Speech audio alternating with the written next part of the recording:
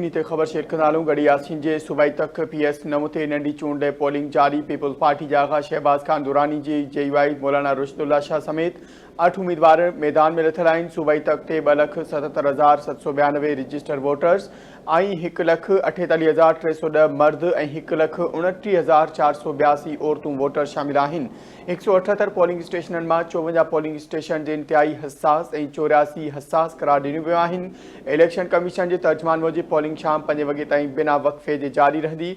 Polling जो अमल पुरअमन माहौल में जारी आहे। तक में सिक्योरिटी जा इंतिहाई सख़्त इंतज़ाम कया विया आहिनि। अवाम बिना ख़ौफ़ ऐं ख़तरे जे पोलिंग स्टेशननि ते पहुची पंहिंजे वोट जो हक़ इस्तेमाल करे। ख़बर अवां सां शेयर करियूं गड़ी यासीन खां। गड़ी यासीन जे सूबाई तक PS 9 ते नंढी चूंड लाइ पोलिंग जारी आहे। पीपल्स पार्टी जे आगा शहबाज खान दुरानी JUI जे मौलाना रुशदुल्ला शाह समेत 8 उम्मीदवार मैदान में लथल आहिनि। सूबाई तक ते 2,77,792 रजिस्टर वोटर्स ऐं 1,48,310 मर्द ऐं 1,29,482 औरतूं वोटर शामिल आहिनि।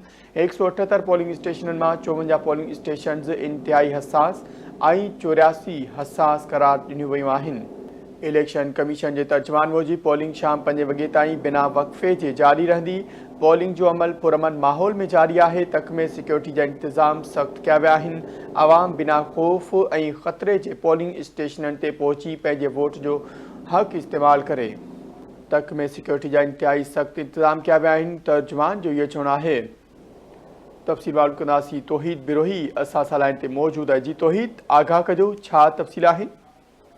जी बिल्कुल तालके गड़ियासी जे सूबाई तक PS 9 ते थींदड़ नंढी चूंड जे सिलसिले में वोटिंग जो जेको अमल आहे उहो शुरू थी चुको आहे, जेको शाम 5 वॻे ताईं बिना के वक़फ़े जे जारी रहंदो। सूबाई तक ते थींदड़ चूंड लाइ जेके टोटल रजिस्टर्ड वोटर जो तइदाद आहे 3,13,000, जॾहिं त तक अंदरि 178 पोलिंग स्टेशन क़ाइमु कयूं आहिनि, जिन में 47 जिन मां 54 जेके इंतिहाई हिसास करार ॾिनी वियूं आहिनि।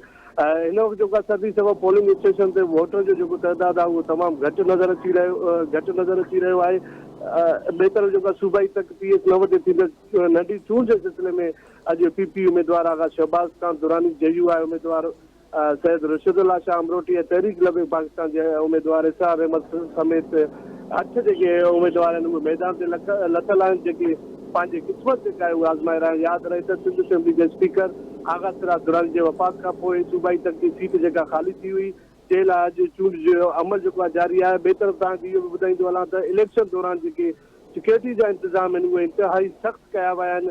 वॾे अंग में पुलिस एहलकार, लेडी पुलिस ऐं रेंजर्स एहलकार मुक़ररु कया विया आहिनि, जॾहिं त के बि अणवणंदड़ जेको वाक़े खे मुंहुं ॾियण जे लाइ पाक फौज खे बि स्टैंड बाय रखियो वियो आहे। जी महिरबानी आगाह करण लाइ।